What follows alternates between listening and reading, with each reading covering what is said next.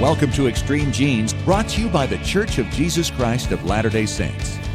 And welcome to America's Family History Show, Extreme Genes and ExtremeGenes.com. I am Fisher, your radio root sleuth, on the program where we shake your family tree and watch the nuts fall out. And this episode is brought to you by BYU TV's Relative Race. Glad to have you along. In fact, coming up in about 9 minutes, we're going to be talking to the host of Relative Race, Dan Debenham, because the series starts again, season 4, this weekend on BYU TV. So join us for that. And then a little bit later on in the show, we're going to be talking to DNA specialist Diane Southard, and she's going to talk about ethnicity reports and DNA. How much can you rely on them? How much more reliable will they get?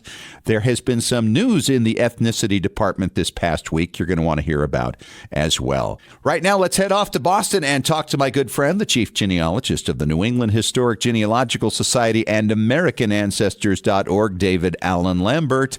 How are you, David? I'm good, Fish. How about yourself? Awesome. I got this incredible email from a listener named Laura, and she's given me permission to share this, and I want to get your take on it, and I'll tell you what I told her about this. She said, I have a mess to fix. Let me start. And you might want to take notes as I share this story, by the way. Okay, It's a little complicated. A piece of paper out right here. Yep. Get your flow chart, okay? My mother was raised in a small West Virginia town where most everyone knows everyone. Mom's closest brother was John. He dated 2 of Mom's girlfriends, Lori and Lizzie. World War II came, and like many, he enlisted. Lizzie was his closest girlfriend, but Lori was his buddy. When he got home, he discovered Lizzie had married a local boy named Will. He also found Lori had married and divorced Bob during this time period. Well, John married Lori and agreed to raise her son. They ended up with 3 more kids, a daughter and 2 sons. Lizzie and Will had 5 kids. Skip forward to 2018 and DNA. A few cousins and I have DNA test results out on several sites: Ancestry, Family Tree DNA, 23andMe, and GEDmatch. We come up with a new first cousin. It seems that Lizzie and Will's second son is biologically Lizzie and John's. My. Yeah. This new cousin just thinks the test is wrong. I don't have the heart to tell him. I know for a fact that John and Lizzie were deeply in love. So I get the brilliant idea to pay to have my youngest cousin, John and Lori's son, tested, thinking that this new cousin will see he has half-siblings out there. Well, talk about a shock when the results came in that Lori and John's youngest son was not John's son.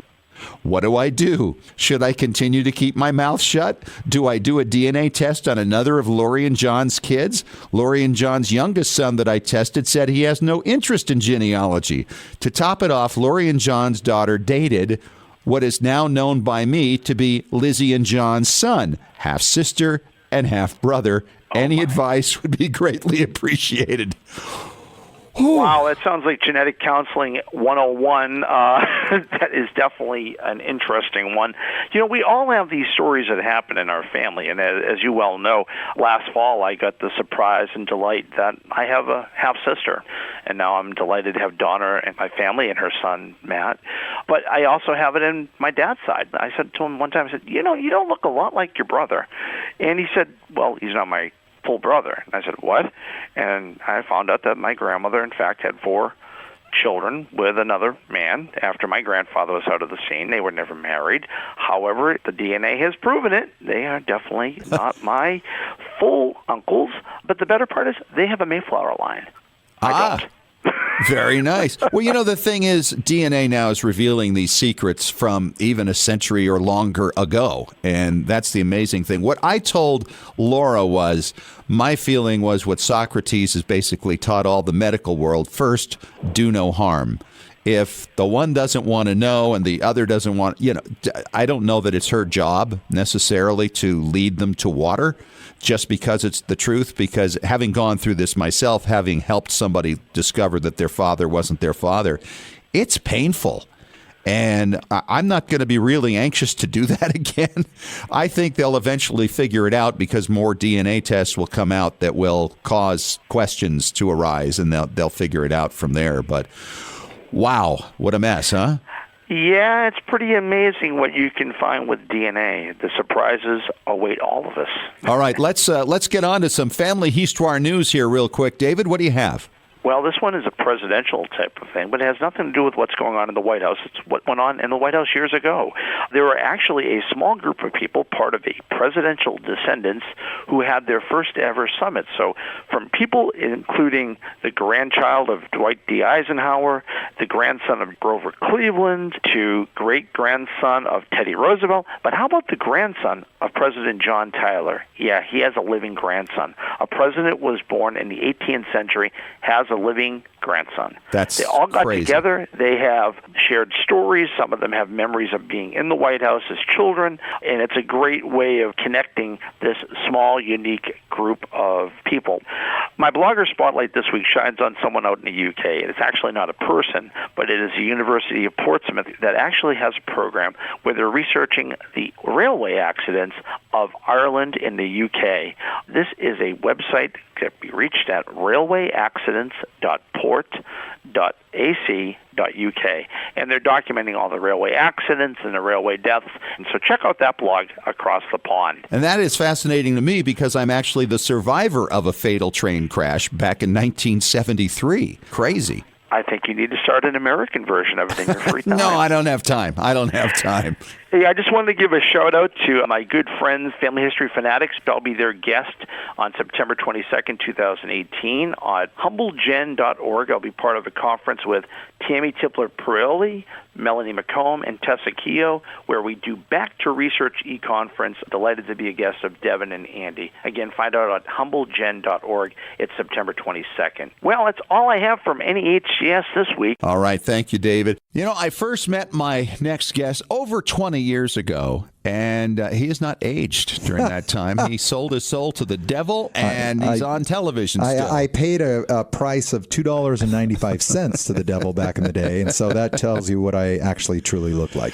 Not real good. Hey, it's Fisher here. It's Extreme Genes, America's Family History Show on ExtremeGenes.com, and Dan Debenham. He is the host of Relative Race. They are coming up on a brand new season on BYU TV, one of the top-rated shows on the network, if not the number one show, right, Dan? That's what I hear. That's what they tell me. We're just excited that we can now bring this. Not only we originally had this programmed for once per calendar year, and it seems to be doing so well.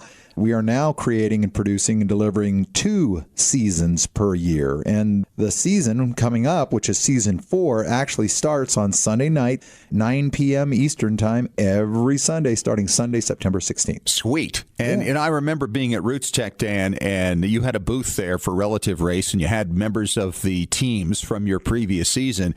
And I want to just go over and say, hey, how you doing? I couldn't get a word in because so many people were flocked around you and your teams because this show is so big within family history enthusiasts. You know, it was really exciting. We've been a part of Roots Tech for the past 2 years, but I had just been asked to be a speaker here and there.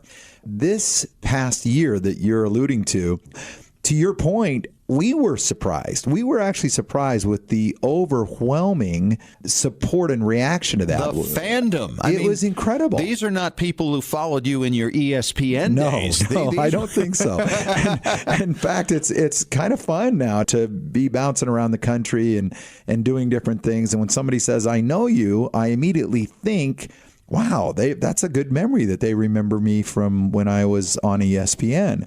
But then they quickly say, we love Relative Race. And I just, again, it's exciting to see that people are really connecting to this show, which connects families. Sure. This is a show about discovery. And when we capture that in real time, you know, this is not scripted. It is truly unscripted. But I believe it is the best of what unscripted can do. And it is capturing those magical moments when somebody discovers for the first time that they have this relative that they have raced throughout the day or throughout the course of a week to discover. And when they knock on the door and the door opens up and they say, are you my relative?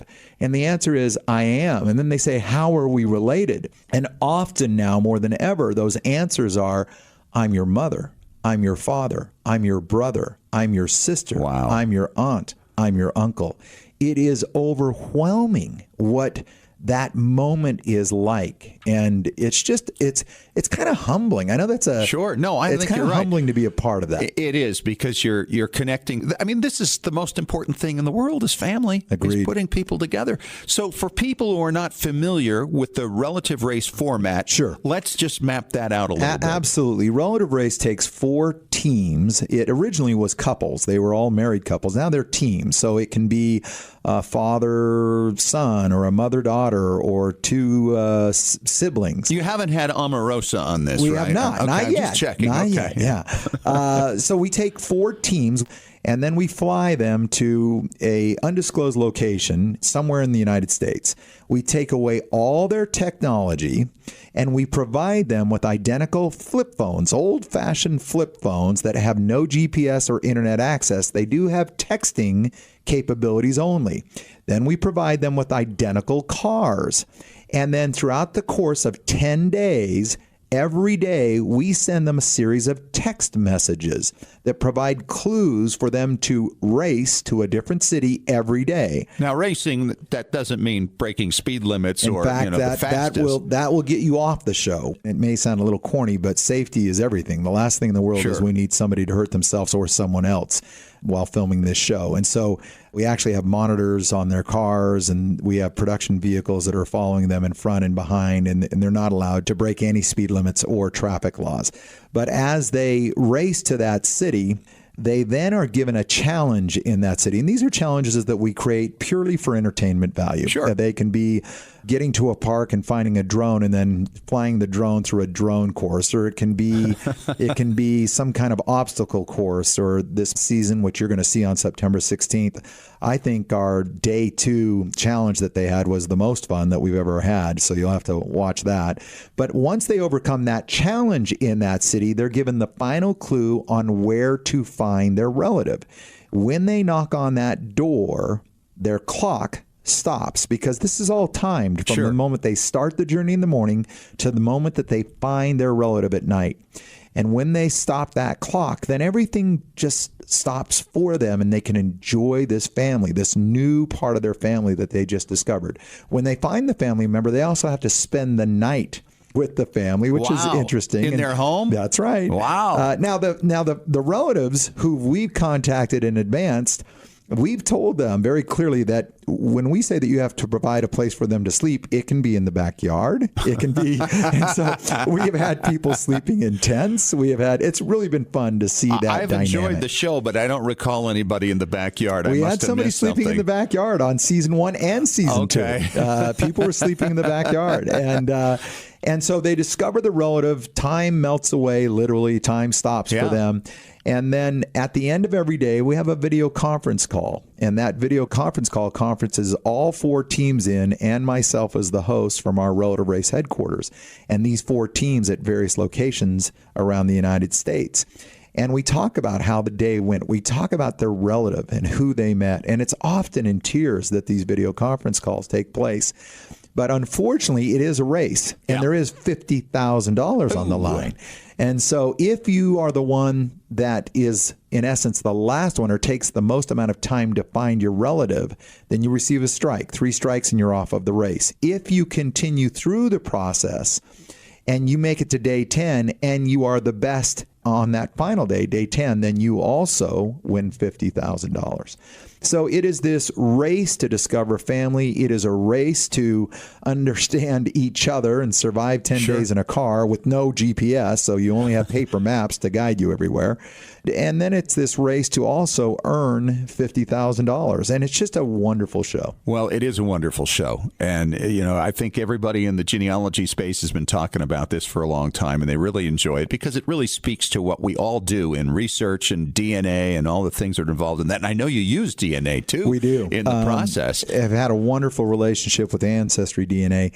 But now that's expanded out, and many of the various companies help us in this search to find living relatives. And we also, you need them all. You need all 4. We bring them all in. We have professional genealogists that work on the staff with us. And this talented group of individuals, again, not only do we find the families, but we find the stories behind the families. Yep. And again, as those stories unfold, as we tell those stories on this show every episode, you really become connected not only with the team that's competing, but in their quest, who they're looking for. And when they find those family members each and every day, it's just overwhelming. It's just really cool. All right, we got a few minutes left here, so give us what you can give us before the season begins. What we need to know, about the teams. We call this a tease in our industry. Yes. Okay. Well, I can tell you this: 4 new teams, and we do have something that happens on this season that has never happened before, and quite frankly, we hope never happens again. Oh, but that's a tease. Now you got to watch for that because it's kind of dramatic. Let's put it that way. Really? I can tell you that there are several adoption stories this season where people were adopted and are looking for biological parents and biological family. Sure. I can tell you that we become better at what we do in the pre-production process of the show, and so we are better at finding those family members. And I can tell you again that this is absolutely true.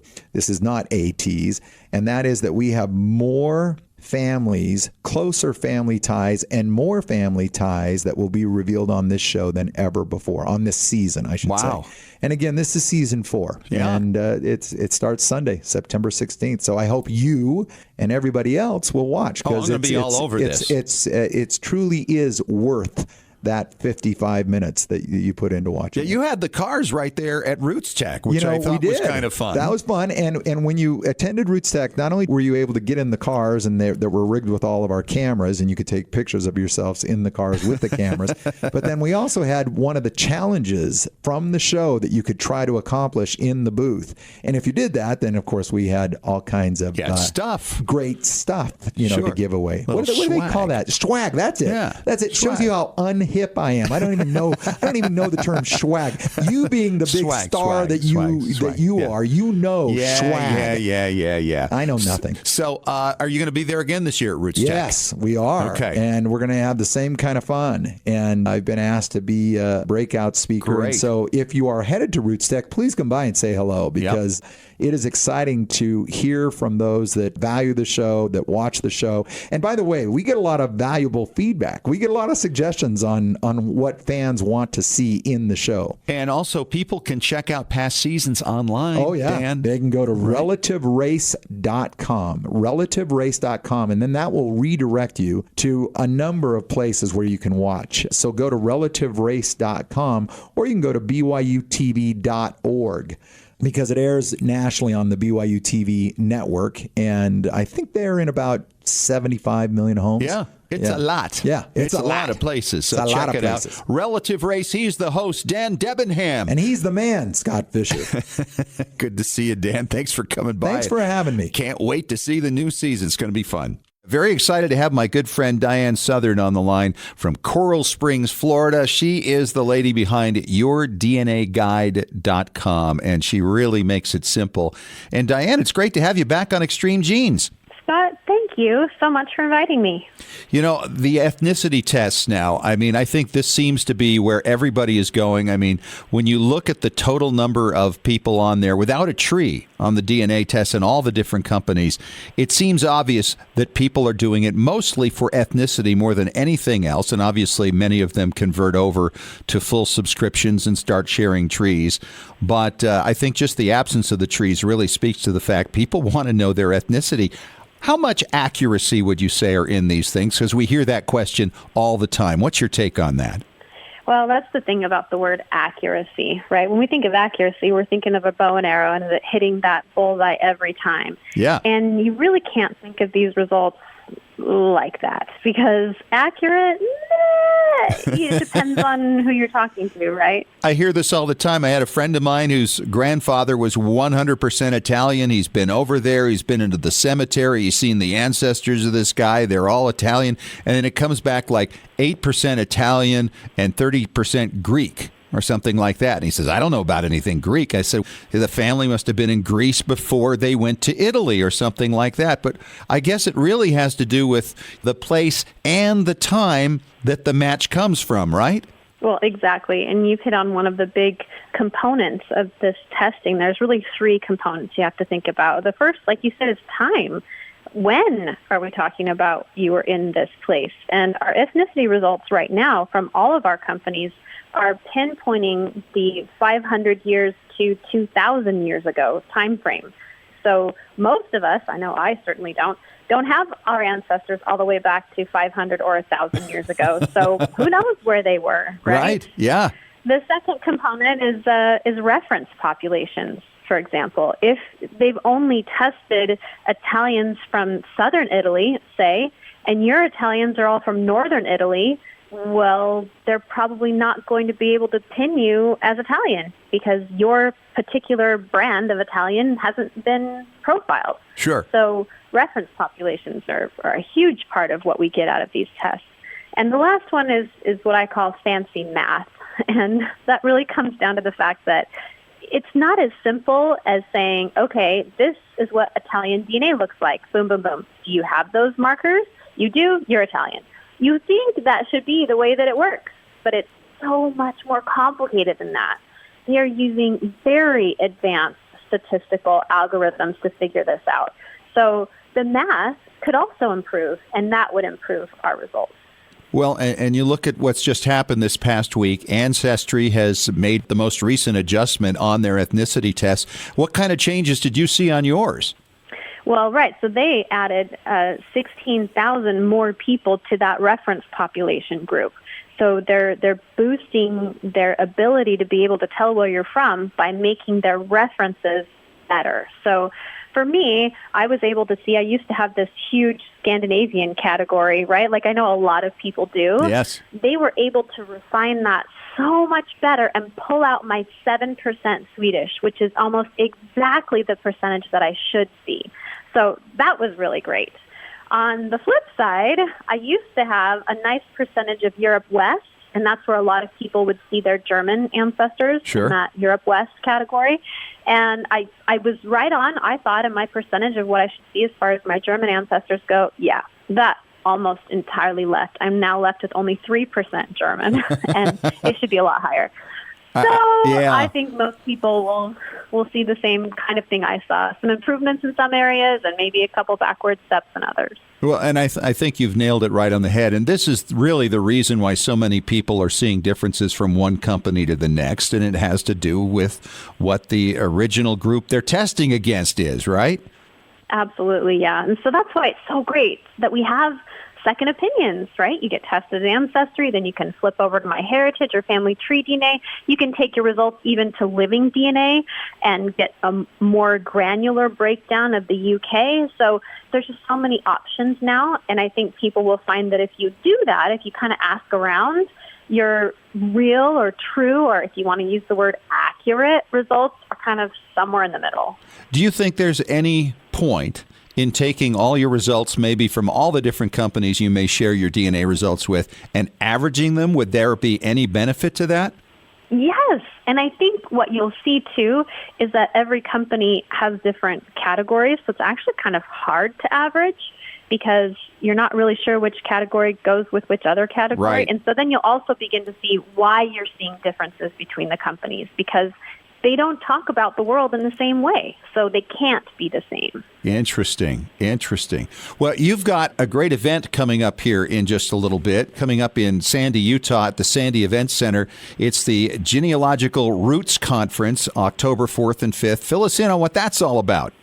Right. So we are really excited. I'm doing this in combination with Lisa Louise Cook of Genealogy Gems, as well as Sunny Morton, who's an author and a writer, and she also works with Lisa a little bit. But we've kind of put together what we feel like is the ideal 2-day conference experience. So regular conferences, you go to class, you have to get up, move all your stuff, go to the next class, and you're constantly moving and changing, and you're getting different speakers and different styles, and everything's changing. It's hard for you to kind of put it all together. Well, we've changed all that. You sit in one spot. We're up in front of you with a nice big screen, and we are taking you through a case study from beginning to end and kind of pulling on each of our strengths. So, of course, I'm doing the DNA side. Lisa Louise Cook is doing all the tech side, and Sunny Morton is bringing in that traditional records component, church records, and writing your own personal history and those types of topics. So the three of us have very similar presentation styles. We're very upbeat. It's very fun. We've coordinated our presentations so everybody's is the same. We're working on the same topics. as far as the same case study so that we can explain how to use each of the tools we know best to help you solve your questions. So if you've got a case within your own family tree where you're saying, okay, I want to break through, I want to get to the other side of this brick wall, I've been stuck on it for 15, 20 years, this is the kind of thing that would help them to figure this out, yes? Absolutely, yes. One reason I'm excited about this conference is that not only do you not have to go anywhere and that all the content will be delivered directly to you, but I feel like the atmosphere of the whole program will be so upbeat. We're doing a lot of games. We have printed a workbook for each participant, so you won't just be sitting there, but we'll ask you, okay, now turn to your workbook and do this exercise so that you're learning and you're applying immediately so that you're not left wondering, now what exactly did I learn and what am I supposed to do next? Because as you go home, you're going to have that workbook in your hand. Sweet. And it will give you all of the next steps. That's awesome. All right, so how do people sign up for this thing?